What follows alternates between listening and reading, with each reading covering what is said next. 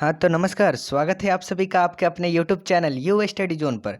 और जैसा कि आपको पता है कि क्लास 10th बोर्ड एग्ज़ामिनेशन का रिज़ल्ट आ गया है, ठीक है? और काफ़ी बच्चों ने बहुत अच्छा स्कोर किया है, ठीक है? मतलब किसी का तो समझ लो कि 450, 480, 470, 400 इस तरह भी नंबर आया है और कुछ बच्चे हैं जिनका 300, साढ़े 300 के एवरेज में नंबर आया है। और कुछ बच्चे सेकंड डिवीज़न भी चुके मतलब सेकंड डिवीज़न भी किए हैं और कुछ हैं जो कि फेल भी हो गए हैं, ठीक है? लेकिन कोई बात नहीं। अब देखो यार जो फेल हो गए हैं वो अगर अभी देखिए कंपार्टमेंट के लिए बिहार बोर्ड ने नोटिफ़िकेशन जारी कर दिया है, तो आप चाहें तो अपना कंपार्टमेंट वाला फॉर्म भर सकते हैं। और बाकी जिन लोगों का थोड़ा कम नंबर आया है, सेकंड है या फर्स्ट में भी 300, 300 साढ़े 300 के बीच में है, तो वो लोग निराश ना हों। क्योंकि देखो यार, मैट्रिक का बोर्ड एग्ज़ामिनेशन है, यह आपके लाइफ़ को डिसाइड यह नहीं करता है, ठीक है? यह एक क्राइटेरिया था, माना कि आपका ज़्यादा अच्छा नहीं आया लेकिन 300 नंबर भी आया, ठीक है, कोई दिक्कत नहीं। जिनका 400, साढ़े 400 है उनका तो कोई बात ही नहीं है। तो वे लोग क्या करें, अब ज़्यादा उस पर फ़ोकस ना करें। वे लोग जिनका थोड़ा-सा कम नंबर आया है, वो लोग ज़्यादा फ़ोकस करें अपने 11वीं की क्लास पर, यानी 11th की क्लास पर। क्योंकि देखिए ऐसा भी होता है कि कोई-कोई ऐसा व्यक्ति होता है जो कि फर्स्ट मतलब मैट्रिक, इंटर में क्या होता है, सेकंड डिवीज़न या फिर फर्स्ट डिवीज़न में भी उसका थोड़ा कम नंबर रहता है। लेकिन वो कोई कॉम्पिटिटिव एग्ज़ाम निकाल लेता है। तो कॉम्पिटिटिव एग्ज़ाम निकाल लिया यानी उसका जॉब लग गया, उसका क्या लाइफ़ सेट हो गया। और कोई-कोई ऐसे भी होते हैं जो कि 400 नंबर ला दिए, साढ़े 300 नंबर ला दिए, मतलब साढ़े 400 नंबर ला दिए, लेकिन कोई कॉम्पिटिटिव एग्ज़ाम नहीं निकलता है। तो कॉम्पिटिटिव एग्ज़ाम नहीं निकला तो इस 400 साढ़े 400 नंबर का कोई फ़ायदा नहीं हुआ। और कोई सेकंड डिवीज़न ही आया और सेकंड डिवीज़न में ही कोई कॉम्पिटिटिव एग्ज़ाम निकाल लिया, उसका जॉब हो गया, तो कौन बेटर है? 400 नंबर वाला बेटर है या ये आपका कम नंबर वाला ही बेटर है? तो बात यहाँ पर मेन यह क्या है कि आपका मैट्रिक का देखो रिज़ल्ट क्या है, समाज में इसका एक अवधारणा है कि हाँ भाई 400 नंबर ला दिया बच्चा, साढ़े 300 या साढ़े 400 नंबर ला दिया, तो बच्चा भाई आपका पढ़ने वाला है, ठीक है। लेकिन यदि आपका नंबर इतना नहीं आ पाया है, तो आपको निराश नहीं होना है, आपको अपने आगे की पढ़ाई पर ध्यान देना है। 11वीं की पढ़ाई अच्छे से कीजिए, 12वीं की पढ़ाई अच्छे से कीजिए और कोई कॉम्पिटिटिव एग्ज़ाम का तैयारी कीजिए, उसको अच्छे से क्लियर कीजिए, ठीक है?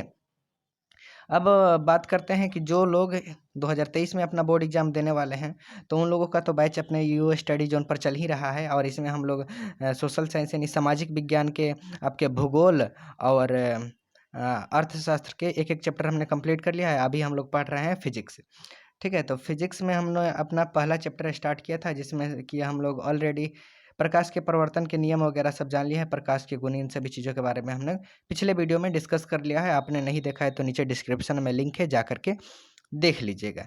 चलिए अब इस वीडियो में हमें क्या जानना है, इस वीडियो में हम लोग जानेंगे दर्पण के बारे में और प्रतिबिंब के बारे में, इन्हीं सब चीज़ों के बारे में जानेंगे कि दर्पण क्या है, कितने प्रकार के होता है। तो चलिए स्टार्ट करते हैं इस वीडियो को बिना किसी देरी के। और आप वीडियो में शुरू से लेकर के लास्ट तक बने रहिएगा, आपका सारा चीज़ें जो हो गया यहीं पे क्लियर हो जाएगा। और किसी भी प्रकार का डाउट रहे तो नीचे आप लोग कमेंट कीजिएगा और या फिर इस नंबर पे आप व्हाट्सएप कर सकते हैं, जो भी आपका डाउट रहेगा, मैं उसको अगले वीडियो में क्लियर कर दूँगा, ठीक है? चलिए अपना क्लास हम लोग स्टार्ट करते हैं। तो अब हमें क्या जानना है इस वीडियो में? इस वीडियो में हमने इससे पहले वाले वीडियो में मतलब प्रकाश के परावर्तन के नियम जान लिया था। अब चलिए हम लोग जानते हैं आज का पीपीटी के अनुसार दर्पण के बारे में कि दर्पण क्या है? तो दर्पण देखो आप लोगों ने अपने घरों में इसका डेली यूज़ करते हो दर्पण का, बस नाम नहीं थोड़ा-सा यह चेंज कर दिया गया इसलिए पहचान नहीं पा रहे हो। देखो दर्पण क्या है? आप लोग अपने घर में अपनी शक्ल देखने के लिए क्या करते हो? किसका उपयोग करते हो? आईना का उपयोग करते हो ना? ठीक है? आईना का उपयोग करते हो, तो उसी आईना को हम लोग क्या कहते हैं? फ़िज़िक्स के भाषा में यानी फ़िज़िक्स में हम लोग उसी आईना को क्या कहते हैं? दर्पण कहते हैं। इंग्लिश में उसका क्या होता है? इंग्लिश होता है उसका मिरर। तो आपसे पूछा जाए कि दर्पण क्या है?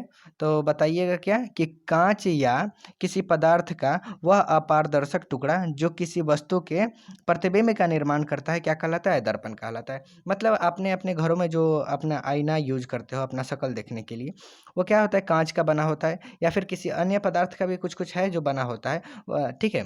तो यह क्या होता है? काँच का बना होता है, वह कैसा होता है? अपारदर्शक होता है। मतलब उस आईना में देखिएगा तो उस आईना का पीछे जो चीज़ है वो आपको दिखाई देता है? नहीं दिखाई देता है। बस आपका शक्ल दिखाई देता है, सामने वाला चीज़। यानी पीछे वाला चीज़ नहीं दिखाई दे रहा है, इसका मतलब क्या है? वह अपारदर्शक टुकड़ा है। और उस आईना में क्या होता है? आपका प्रतिबिंब बनता है, ठीक है? उस आईना में क्या बनता है? आपका प्रतिबिंब बनता है। तो वही तो है आपका दर्पण। पूछा जाए कि दर्पण क्या है? तो बताइएगा कि काँच या किसी पदार्थ का वह अपारदर्शक टुकड़ा क्या? वह अपारदर्शक टुकड़ा जो किसी वस्तु के प्रतिबिंब का निर्माण करता है। प्रतिबिंब मतलब होता है फोटो, ठीक है? तो जिस भी चीज़ में किसी वस्तु के फोटो का निर्माण होता है, फोटो बनता है या फिर फोटो दिखाई देता है, उसे हम लोग क्या कहते हैं? उसे हम लोग दर्पण कहते हैं, ठीक है? आपसे पूछा जाए कि दर्पण कितने प्रकार के होता है, तो प्यारे बच्चों दर्पण आपके 2 प्रकार का होता है। कौन-कौन से 2 प्रकार होते हैं? तो एक नंबर होता है आपका समतल दर्पण और दूसरा क्या होता है? दूसरा होता है गोलीय दर्पण। तो चलिए अब हम लोग जानते हैं कि समतल दर्पण क्या है, गोलीय दर्पण क्या है। बस आप लोग वीडियो में लास्ट तक बने रहिए। और अभी जिस तरह आपने देखा कि बच्चों ने क्या, अधिकांश बच्चों ने 450, ठीक है? कि 470 इस तरह बच्चों ने अपना स्कोर किया है। तो आपको भी यदि आप चाहते हैं कि अपने बोर्ड एग्जाम में इतने नंबर आए, तो उसके लिए आपको क्या करना पड़ेगा? उसके लिए आपको करना है कि साल भर हम इस पर जो भी क्लासेस लाएंगे, वो चाहे आपके ये क्लास हो, इस क्लास जैसे ही आपका ये सब क्लास खत्म हो जाएगा, उसके बाद हम ऑब्जेक्टिव का महासंग्राम सीरीज शुरू करेंगे। ऑब्जेक्टिव के बाद सब्जेक्टिव का भी स्टार्ट करेंगे और जितने भी आपके क्वेश्चन बैंक हो गए, इन सबको हम लोग इस चैनल पर डिस्कस करेंगे। तो आपको क्या करना है? बस चैनल को सब्सक्राइब कर लियो, इसके सारे वीडियो को देखो, नोट्स बनाओ और शुरू से पढ़ते रहो, ठीक है? और आपका भी उस समय तक इतना नंबर आएगा, 400 450 ये सब आप भी नंबर लाओगे। ये लाना कोई आज के ज़माने में कोई बड़ी बात नहीं है, ठीक है? तो हमने जान लिया कि दर्पण क्या है, मतलब जिस भी अपारदर्शक टुकड़ा में किसी वस्तु का प्रतिबिंब यानी फोटो हम लोग देखते हैं, वो सब क्या है? वो सब आपका दर्पण है। दर्पण दो प्रकार का होता है, एक होता है गोलीय दर्पण, दूसरा होता है समतल दर्पण। तो चलिए पहले जानते हैं हम लोग समतल दर्पण के बारे में कि समतल दर्पण क्या है। और उसके बाद जानेंगे गोलीय दर्पण के बारे में। तो देखिए समतल दर्पण क्या है? वैसा दर्पण जो समतल का बना हो तथा जिसका एक भाग कलई या रंगई किया गया हो, उसे समतल दर्पण कहते हैं। मतलब यह क्या कर रहा है कि जो दर्पण सीधा से हम लोग देखते हैं ना, मतलब जो दर्पण हमें क्या ऐसे सीधा दिखाई देता है, क्या ऐसे सीधा दिखाई देता है और उसके एक भाग को इधर से कलई किया गया हो, मतलब एक भाग को उसके पेंट कर दिया गया हो, पीछे से उसको पेंट कर दिया गया हो और आगे किसी वस्तु का क्या प्रतिबिंब बनता हो, तो उसे दर्पण को हम लोग क्या कहेंगे? उस दर्पण को हम लोग समतल दर्पण कहते हैं। अब इसका एग्जाम्पल पूछा जाए तो आप अपने घर में जिस ऐनक में मुंह देखते हैं अपना, वह दर्पण क्या है? वही दर्पण वह क्या है? समतल दर्पण है। अब समतल दर्पण में यह करें ना, जो दर्पण क्या हो? समतल का बना हो। समतल मतलब क्या होता है? इस तरह प्लेन सतह होता है। तो आपके जो घर में शीशा है वो इसी तरह ना सीधा होता है कि ऐसे ऐसे टेढ़ा शीशा नहीं ना होता है। तो जो दर्पण क्या हो? जो दर्पण इस तरह सीधा होता है और उसमें किसी वस्तु का प्रतिबिंब बनता है और उसके एक भाग को मान लो इधर से, मान लो पिछले भाग को इधर से पेंट कर दिया गया हो, पेंट कर दिया गया हो, उसी को कहा जाता है कलई। तो पिछले भाग को पेंट कर दिया गया हो या फिर कलई कर दिया गया हो और उसमें किसी वस्तु का प्रतिबिंब बनता है, तो वह दर्पण क्या कहलाएगा? वह दर्पण समतल दर्पण कहलाएगा, ठीक है? आशा करता हूँ कि आपको कोई दिक्कत नहीं रहा होगा।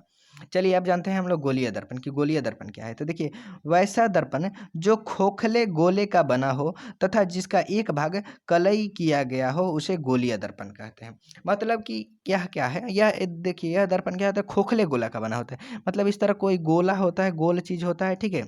शीशा वैसा ले लीजिए, गोल शीशा, और उसके एक भाग को इधर से मान लीजिए आप कलई कर दे रहे हैं, तो उसका आप इधर से कलई कर दिए, तो ये फोटो कहाँ बनेगा? दिखाई देगा इधर भीतर वाले भाग में फोटो दिखाई देगा। तो मतलब वैसा दर्पण जो क्या हो? खोखले गोले का बना हो और जिसके एक भाग को कलई कर दिया गया हो या रंग दिया गया हो, तो उस दर्पण को हम लोग क्या कहते हैं? उस दर्पण को हम लोग गोलीय दर्पण कहते हैं, ठीक है? फोटो में आप यहाँ देख सकते हैं। इसी तरह आपका क्या होता है? अब गोलीय दर्पण होता है। तो यहाँ तो मान लीजिए आपको फ़ोटो बना करके दिखाया गया है। ओरिजिनल में आपको फ़ोटो दिखा दूँगा, 1 मिनट पहले इसको देख लीजिए। गोलीय दर्पण यही होता है। इस तरह क्या होता है? इस तरह आपका गोलीय दर्पण चारों बगल से गोल होता है, ठीक है? और एक भाग को इधर से कलई कर दिया गया है या फिर इधर से कलई कर दिया जाए और इसमें इस साइड किसी वस्तु का प्रतिबिंब बने या फिर इस साइड किसी वस्तु का प्रतिबिंब बने, तो इस दर्पण को हम लोग क्या कहेंगे? इस दर्पण को हम लोग कहेंगे गोलीय दर्पण। ठीक है? तो गोलीय दर्पण का परिभाषा पूछा जाए तो कोई दिक्कत होगा आपको? नहीं ना होगा? तो बताइएगा, सिंपल सा बात है, गोलीय दर्पण नाम है ना, गोलीय दर्पण मतलब जो खोखले गोले का बना हो, ठीक है? और जिसके एक भाग को कलई किया गया हो यानी एक भाग को पेंट किया गया हो, तो उसे हम लोग क्या कहेंगे? उसे हम लोग गोलीय दर्पण कहेंगे, ठीक है? अब गोलीय दर्पण आपने जान लिया। इसके 2 प्रकार होते हैं गोलीय दर्पण के, एक होता है उत्तल दर्पण और दूसरा होता है अवतल दर्पण। उसके बारे में हम लोग जानेंगे, लेकिन उससे पहले गोलीय दर्पण से रिलेटेड कुछ इंपॉर्टेंट फैक्ट्स के बारे में जान लें, पॉइंट्स के बारे में। जैसे कि यहाँ आपको दे रहा है वक्रता केंद्र, मुख्य अक्ष, इसमें वक्रता त्रिज्या, फोकस बिंदु, ये सभी चीज़ें इसमें पाई जाती हैं। तो पहले जाइए आइए जानते हैं हम लोग इन सभी के चीज़ों के बारे में। तो आइए जानते हैं कि आपका यहाँ वक्रता त्रिज्या क्या है। तो देखिए गोलीय दर्पण जिस खोखले गोले का बना होता है, ठीक है, जिस खोखले गोले का बना होता है उसकी त्रिज्या को हम लोग क्या कहते हैं, उसकी त्रिज्या को हम लोग ऐसे सॉरी वक्रता त्रिज्या कहते हैं। मान लीजिए कि यह आपका कोई गोलीय दर्पण है, ठीक है। अब इस गोलीय दर्पण है तो इसका मान लीजिए एक यहाँ पर अगर बीच में हम लोग कोई बिंदु ले लें तो इसकी त्रिज्या क्या हो गई, इसकी त्रिज्या हाई हो गई। तो इसी त्रिज्या को हम लोग क्या कहते हैं, इसी त्रिज्या को हम लोग कहते हैं वक्रता त्रिज्या। और इस त्रिज्या को किससे सूचित किया जाता है, तो इस त्रिज्या को आपका सूचित किया जाता है आर से, कैपिटल आर से, ठीक है। इसको आर से सूचित किया जाता है। तो आपको समझ में आया वक्रता त्रिज्या किसे कहते हैं। मतलब गोलीय दर्पण जिस खोखले गोले का बना होता है, इस जिस खोखले गोले का बना है उसके है त्रिज्या जो है, इसी त्रिज्या को हम लोग क्या कहते हैं, इसी त्रिज्या को हम लोग वक्रता त्रिज्या कहते हैं। और इसे इस त्रिज्या को आर से सूचित किया जाता है। तो आपसे क्वेश्चन पूछा जाए कि वक्रता त्रिज्या को किससे सूचित किया जाता है, तो किससे सूचित किया जाता है, आर से सूचित किया जाता है। ठीक है, अब चलिए आगे हम लोग जानते हैं वक्रता केंद्र। तो वक्रता केंद्र पूछा जाए कि क्या है, तो बताइएगा कि गोलीय दर्पण जिस खोखले गोले का बना होता है उसे उसके केंद्र को वक्रता केंद्र कहते हैं। इसे सी से सूचित किया जाता है। मतलब गोलीय दर्पण जिस खोखले गोले का बना है, ठीक है। मान लीजिए कि यह है क्या है आपका गोलीय दर्पण है क्या है आपका, है आपका गोलीय दर्पण है। और इस खोखले गोले के केंद्र क्या है, तो यहाँ पे है ना केंद्र है जो बीच में होता है। आप वृत्त पढ़े होंगे तो वृत्त के इस बीच में जो बिंदु होता है उसको केंद्र कहते हैं। तो सेम यह गोलीय दर्पण वृत्त की तरह ही गोल है, और गोल है तो इसके बीच में एक काल्पनिक यहाँ पे केंद्र मान लिया जाता है, ठीक है। तो इस केंद्रवा का क्या नाम है, इस केंद्र का नाम है आपका, इसका नाम है क्या, वक्रता केंद्र। क्या नाम है, वक्रता, वक्रता केंद्र, ठीक है, केंद्र। और इसको किससे सूचित किया जाता है, सी से सूचित किया जाता है, ठीक है। इस बिंदु को क्या नाम है, इस बिंदु का नाम है वक्रता केंद्र। परिभाषा पूछा जाए तो बताइएगा कि गोलीय दर्पण जिस खोखले गोले का बना होता है उसके केंद्र को वक्रता केंद्र कहते हैं, ठीक है, वक्रता केंद्र कहते हैं। चलिए आगे हम लोग समझते हैं। और वक्रता केंद्र को किससे सूचित किया जाता है, तो सी से सूचित किया जाता है, कैपिटल सी से, ठीक है। अब आइए हम लोग जानते हैं कि प्रकाशीय ध्रुव क्या है।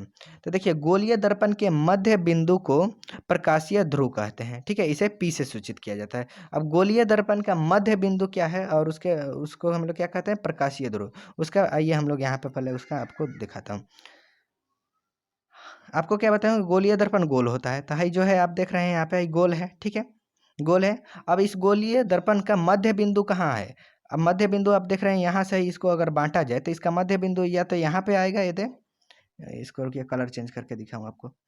इसका मध्य बिंदु कहाँ होगा, हेजिगिया होगा या फिर हियमा होगा, ठीक है। इसका मध्य बिंदु कहाँ है, इसी दो जगह पर होगा ना। तो इसी इसी बिंदुआ को हम लोग क्या कहते हैं, इसी बिंदु को हम लोग कहते हैं मध्य बिंदु। है जो आपको बिंदु दिखाई दे रहा है इसको क्या कहते हैं, मध्य बिंदु। और इसका नाम क्या है, इसका नाम है प्रकाशीय ध्रुव, ठीक है, प्रकाशीय ध्रुव। तो आपसे पूछा जाए कि प्रकाशीय ध्रुव किसे कहते हैं, तो बताइएगा गोलीय दर्पण के मध्य बिंदु को प्रकाशीय ध्रुव कहते हैं, इसे पी से सूचित किया जाता है। मतलब आप प्रकाशीय ध्रुव लिखिए या फिर पी लिख दीजिए तो समझ जाएगा आदमी कि प्रकाशीय ध्रुव लिखा हुआ है, ठीक है, गोलीय दर्पण में। यहाँ पर भी देखिए फोटो में भी इसको पी से सूचित किया है। देखिए है जो ध्रुव लिखा है इसी को कहा जाता है प्रकाशीय ध्रुव। तो इस बिंदु को किससे सूचित किया है, पी से, यानी प्रकाशीय ध्रुव को पी से सूचित किया जाता है, ठीक है। चलिए अब हम लोग आगे समझते हैं। प्रकाशीय ध्रुव आपने समझ लिया, अब प्रकाशीय ध्रुव समझ लिया तो आइए समझते हैं प्रधान अक्ष या मुख्य अक्ष क्या है। प्रधान अक्ष या मुख्य अक्ष किसे कहते हैं, तो देखिए गोलीय दर्पण के वक्रता केंद्र और प्रकाशीय ध्रुव को मिलाने वाली रेखा को मुख्य अक्ष या प्रधान अक्ष, मतलब गोलीय दर्पण का जो वक्रता केंद्र था और जो उसका प्रकाशीय ध्रुव, ठीक है, उसको मिलाने वाली जो रेखा है उसी को क्या कहते हैं, उसी को प्रधान अक्ष या मुख्य अक्ष कहते हैं। हाई देखिए जो इससे क्या है, आपका गोलीय दर्पण हो गया, हाई इसका मध्य बिंदु हो गया, और हाई इसका क्या हो गया, हाई इसका हो गया आपका क्या, थी वक्रता केंद्र। इन दोनों को है जो रेखा मिला रही है इसी को हम लोग क्या कहते हैं, इसी रेखा को हम लोग कहते हैं प्रधान अक्ष या मुख्य अक्ष। इस फोटो में आपको अच्छी से दिखा देता हूँ पहले। गोलीय दर्पण के वक्रता केंद्र और प्रकाशीय ध्रुव को मिलाने वाली रेखा को क्या कहते हैं, प्रधान अक्ष या मुख्य अक्ष। है देखिए है क्या है आपका वक्रता केंद्र, ठीक है, यहाँ पे हो गया आपका वक्रता केंद्र, और है ये हो गया आपका प्रकाशीय ध्रुव। परिभाषा में हमने पढ़ा कि प्रधान अक्ष या मुख्य अक्ष किसे कहते हैं, तो गोलीय दर्पण के वक्रता केंद्र और प्रकाशीय ध्रुव को मिलाने वाली रेखा को प्रधान अक्ष या मुख्य अक्ष कहते हैं। तो ये दोनों रेखा को कौन मिला रहा है सी को, है जो सी है यहाँ पे और है जो पी है, ये दोनों को कौन मिला रहा है, तो इसको है मिला रही है जो रेखा आप यहाँ पे देख रहे हैं, यही रेखा मिला रही है। इसको थोड़ा ब्लैक कर लूँ तो अच्छा से दिखाई देगा। हाई जो रेखा है यही रेखा ना मिला रही है, तो इसी रेखा को हम लोग क्या कहते हैं, इसी रेखा को हम लोग प्रधान अक्ष या मुख्य अक्ष कहते हैं, यहाँ पे लिखा हुआ है। तो पूछा जाए प्रधान अक्ष या मुख्य अक्ष को किससे सूचित किया जाता है, तो इसको सूचित किया जाता है, यहाँ पे देखिए सी है और यहाँ पे पी है, तो ये दोनों को मिला कौन रही है, सी और पी रेखा मिला रही है, तो इसको किससे सूचित किया जाएगा, सी पी से। ठीक है, प्रधान अक्ष या मुख्य अक्ष को किससे सूचित किया जाता है, सीपी से सूचित किया जाता है। ठीक है, तो आशा करता हूँ कि आपको यह भी समझ में आया होगा कि प्रधान अक्ष या मुख्य अक्ष किसे कहते हैं। तो गोलीय दर्पण के वक्रता केंद्र, ठीक है, क्या हो गया, एक सेकंड, हाँ, गोलीय दर्पण के वक्रता केंद्र और प्रकाशीय ध्रुव को जो रेखा खींच करके हम लोग मिलाएंगे उसी रेखा को हम लोग क्या कहेंगे, उसी रेखा को हम लोग प्रधान अक्ष या मुख्य अक्ष कहेंगे। अब आइए हम लोग जानते हैं फोकस बिंदु। फोकस बिंदु, ठीक है, फोकस बिंदु क्या है, तो देखिए गोलीय दर्पण क्या किसी गोलीय दर्पण के प्रकाशीय ध्रुव और वक्रता केंद्र के मध्य बिंदु को फोकस बिंदु कहते हैं, मतलब इसे एफ से सूचित किया जाता है। ठीक है, गोलीय दर्पण के क्या प्रकाशीय ध्रुव और वक्रता केंद्र, इन दोनों के बीच के बिंदु को हम लोग क्या कहते हैं, फोकस बिंदु कहते हैं। ठीक है, यहाँ पे फोटो में देखिए क्या कहा, अब परिभाषा इसका क्या था कि किसी गोलीय दर्पण के प्रकाशीय ध्रुव और वक्रता केंद्र, प्रकाशीय ध्रुव और वक्रता केंद्र के मध्य बिंदु को फोकस बिंदु कहा जाता है। ठीक है, इसे एफ से सूचित किया। प्रकाशीय ध्रुव कहाँ है, प्रकाशीय ध्रुव यहाँ पर आप देख रहे हैं। ठीक है, एक मिनट, प्रकाशीय ध्रुव कहाँ है, तो यहाँ पर है। क्या हुआ, इसको चल क्यों नहीं रहा है, एक मिनट, एक मिनट, थोड़ा सा वेट कीजिए, क्या हो गया, हाँ चलने लगा, एक सेकंड, हाँ, गोलीय दर्पण के इसको यानी प्रकाशीय ध्रुव, तो प्रकाशीय ध्रुव, अबे क्या हो गया इसको, एक सेकंड रुकिए, आप लोग पहले कलर चेंज करो, हाँ, गोलीय दर्पण के प्रकाशीय ध्रुव, हाई हो गया आपका यहाँ पे प्रकाशीय ध्रुव। ठीक है, और हाई हो गया आपका यहाँ पे वक्रता केंद्र। ठीक है, और इन दोनों के बीच के बिंदु को यानी हाई यहाँ पे जो आप सी देख रहे हैं और यहाँ पे क्या देख रहे हैं, यहाँ पे पी देख रहे हैं, इन दोनों के बीच में एक अगर बिंदु डाल दिया जाए यहाँ पे, ठीक है, दोनों का बीच यही ना है, तो इसी बिंदु को हम लोग क्या कहेंगे, इसी बिंदु को हम लोग कहेंगे फोकस बिंदु। और फोकस बिंदु है इसलिए इसको किससे सूचित किया जाएगा, इसको एफ से सूचित किया जाता है। तो पूछा जाए फोकस बिंदु किसे कहते हैं, तो बताइएगा कि किसी गोलीय दर्पण के वक्रता केंद्र और प्रकाशीय ध्रुव को मिलाने वाली रेखा के बीच को मतलब जो रेखा मिलाएगी उसके बीच भाग को हम लोग क्या कहेंगे, फोकस बिंदु कहेंगे। ठीक है, परिभाषा लिखने के लिए बोर्ड एग्जाम में इसको लिख दीजिएगा इस तरह कि किसी गोलीय दर्पण और प्रकाशीय ध्रुव के केंद्र को, एक मिनट, इसको चल क्यों नहीं रहा यार, एक सेकंड, एक सेकंड, हाँ, किसी गोलीय दर्पण के प्रकाशीय ध्रुव और वक्रता केंद्र के मध्य बिंदु को क्या कहते हैं, फोकस बिंदु कहते हैं, इसे एफ से सूचित किया जाता है। यहाँ पर भी बताया कि ये दोनों के बीच के ये दोनों के बीच के बिंदु को हम लोग क्या कहेंगे, है आप यहाँ पे हो गया आपका सी और यहाँ पे हो गया आपका पी, और इन दोनों के बीच में हम लोग यहाँ एक रेखा डाल दें तो इसी को हम लोग क्या कहेंगे, इसी रेखा को हम लोग कहेंगे, इसको इसी बिंदु को फोकस बिंदु। ठीक है, इस बिंदु को क्या कहेंगे, इस बिंदु को हम लोग कहेंगे फोकस बिंदु। ठीक है, आशा करता हूँ आपको समझ में आ गया, थोड़ा सा डिस्टरबेंस हुआ, पेन का कलर वाइट हो गया था, तो वाइट में वाइट दिखाई नहीं देता इसलिए दिखाई नहीं दे रहा था। चलिए आगे हम लोग जानते हैं, फोकस बिंदु जान लिए। अब हमने देखिए जितना भी आपके गोलीय दर्पण से इंपॉर्टेंट था मतलब तथ्य थे उन सबको तो हमने जान लिया।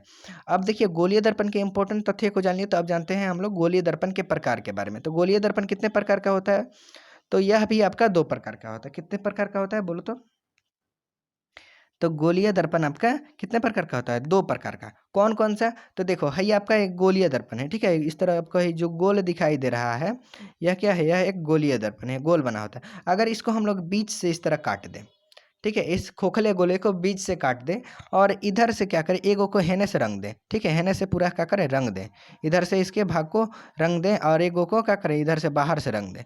ठीक है, तो जिसको हम लोगों ने भीतर से रंगा है उसको हम लोग कहेंगे उत्तल दर्पण, और जिसको बाहर से रंगा है उसको हम लोग क्या कहेंगे, है अवतल दर्पण। तो आपसे पूछा जाए कि गोलीय दर्पण कितने प्रकार का होता है, तो 2 प्रकार का होता है। पूछा जाए कौन कौन, तो 1 नंबर बताइएगा, 1 नंबर हो जाएगा आपका उत्तल दर्पण और दूसरा नंबर हो जाएगा अवतल दर्पण। अब आइए इसका हम लोग परिभाषा समझते हैं कि परिभाषा क्या है। तो इसका परिभाषा यहाँ पे है आपका अवतल दर्पण किसे कहते हैं, फिर वाइट हो गया, इसको क्या प्रॉब्लम है यार, आपसे पूछा जाए कि अवतल दर्पण किसे कहते हैं, तो बताइएगा वैसा गोलीय दर्पण जिसका बाहरी भाग कलई किया गया हो, अर्थात जिसका परावर्तक सतह भीतरी हो, उसे क्या कहते हैं, उसे हम लोग उत्तल दर्पण कहते हैं। मतलब भाई ये गोलीय दर्पण है, ठीक है। अगर इसके क्या करें, जिसका बाहरी भाग मतलब इसका बाहर से इधर से हम लोग क्या करें, पूरा पेंट कर दें, ठीक है। तो बाहर से पेंट कर देंगे तो इधर तो फोटो दिखाई नहीं देगा, क्योंकि हमने जो अपने घर में शीशा यूज करते हैं उसको ये मान लीजिए पीछे से उसका पेंट हुआ रहता है, तो इस साइड में हमारा फोटो दिखाई देता है, मुंह दिखाई देता है, चेहरा दिखाई देता है। तो अगर हम लोग इसमें गोलीय दर्पण में इसको भी हम लोग इधर से पेंट कर देंगे तो ये क्या ऐसा हो जाएगा, और इधर से काट दें, ठीक है, बाहर से पेंट करके यहाँ से काट दें, तो ये कैसा बनाएगा, ये फोटो बनेगा आपका हईसन। आधवा काटेंगे तो ऐसा के ना होगा। और इसको हम लोग इधर से पेंट कर दें, बाहर से क्या करें, पेंट कर दें, तो फोटो कहाँ दिखाई देगा, इस साइड में फोटो दिखाई देगा, इस साइड में फोटो दिखाई देगा। तो जिस गोलीय दर्पण का क्या हो भाई, बाहरी वाला भाग पेंट कर दिया गया हो, यानी कलई कर दिया गया हो, और परावर्तक सतह यानी मुंह आपका किसी भी वस्तु का प्रतिबिंब कहाँ भीतर दिखाई देता हो, उसके इस साइड में दिखाई देता हो, तो उस दर्पण को हम लोग क्या कहेंगे, उस दर्पण को अवतल दर्पण कहते हैं, ठीक है। यहाँ पर भी आप देख सकते हैं इसमें कौन है, तो यहाँ पे देखिए, यहाँ पे एक सेकंड, इसमें आपको देखना है तो देखिए, हाँ इसमें हाई मान लीजिए आपका गोलीय दर्पण है, हाई आपका, इसको यहाँ से बीच से आप काट देते हैं, और इधर देखिए हाई बाहर से अगर हम इसको पेंट कर देते हैं, चारों बगल से पेंट कर दे, तब फोटो कहाँ दिखाई देगा, इस साइड में दिखाई देगा। तो यहाँ पे लिख करके ये भी दिखाया है कि अवतल दर्पण, यानी जिस गोलीय दर्पण को हम लोग बाहर से पेंट कर देते हैं और फोटो हमारा इस साइड में है साइड में दिखाई देता है, तो उस दर्पण को हम लोग कहते हैं अवतल दर्पण। एग्जाम में पूछेगा आपसे सब्जेक्टिव क्वेश्चन में कि अवतल दर्पण किसे कहते हैं, तो बताइएगा वैसा गोलीय दर्पण जिसका बाहरी भाग कलई किया गया हो, अर्थात प्रवर्तक सतह भीतरी हो, यानी प्रवर्तक सतह भीतरी हो यानी भीतर की तरह उसका आपका वस्तु का प्रतिबिंब यानी फोटो दिखाई देता हो, तो उसे हम लोग कहेंगे अवतल दर्पण।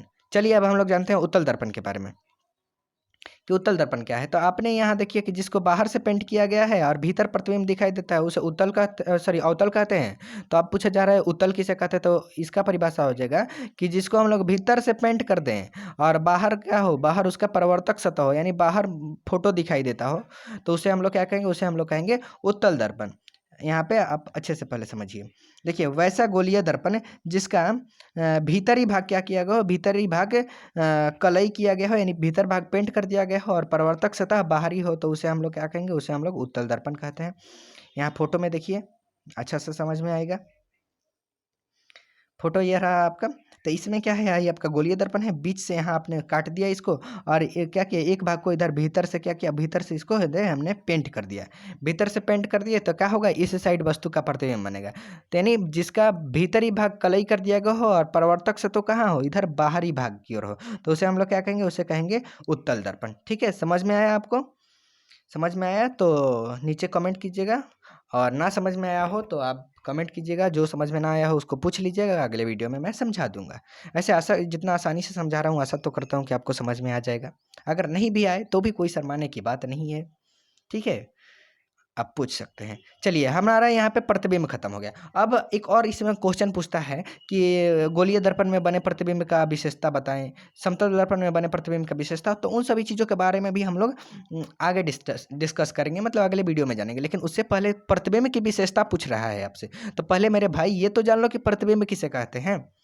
तो प्रतिबिंब किसे कहते हैं, आइए हम लोग जानते हैं प्रतिबिंब। ठीक है, प्रतिबिंब आपको पता है किसे कहते हैं, नहीं पता है, तो प्रतिबिंब वही होता है, इमेज होता है, जो कि रोज आप अपने ऐनक में अपना शक्ल देखते हैं, मुंह देखते हैं, फोटो देखते हैं, वही तो है प्रतिबिंब। मोबाइल में आप लोग जानते होंगे इमेज, इमेज वाला सेक्शन होता है मोबाइल में, जिसमें आप लोग क्या करते हैं, अपना फोटो सेल्फी भर भर के रखते हैं, वही सब है प्रतिबिंब। तो चलिए इसका परिभाषा पूछा जाए, बोर्ड एग्जाम में यह नहीं ना कहोगे कि हम लोग जो सेल्फी लेते हैं वही है प्रतिबिंब। बोर्ड एग्जाम में तो अच्छा से लिखना पड़ेगा, तो अच्छा से किस तरह लिखोगे उसको जानो।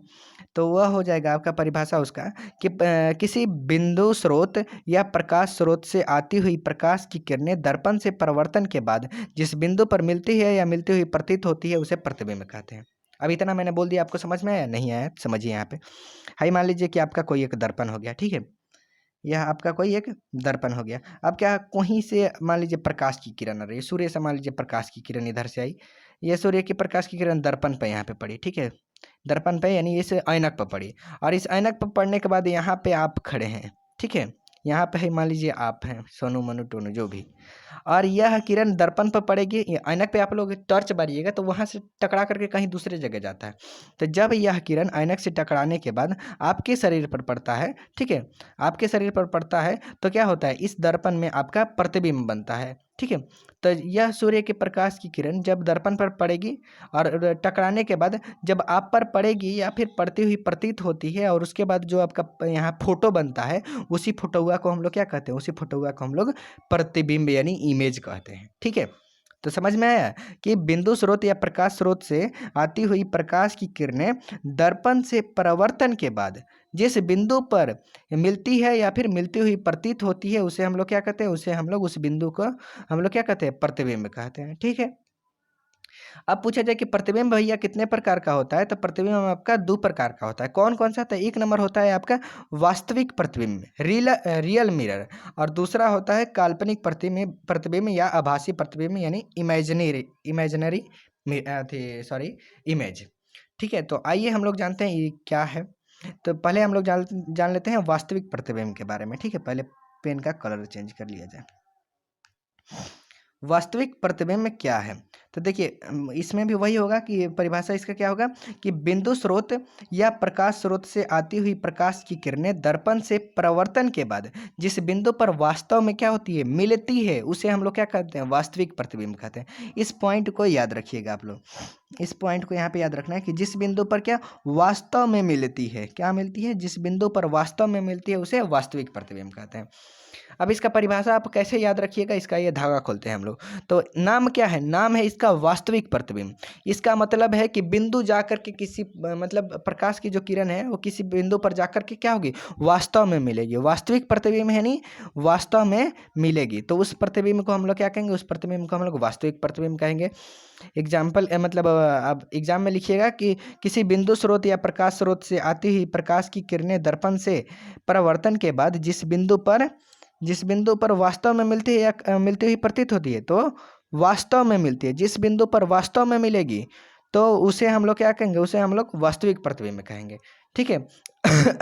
और पूछा जाए वास्तविक प्रतिबिंब की विशेषता बताइए, तो बताइए कि वास्तविक प्रतिबिंब हमेशा कैसा होता है, तो वास्तविक प्रतिबिंब हमेशा उल्टा होता है।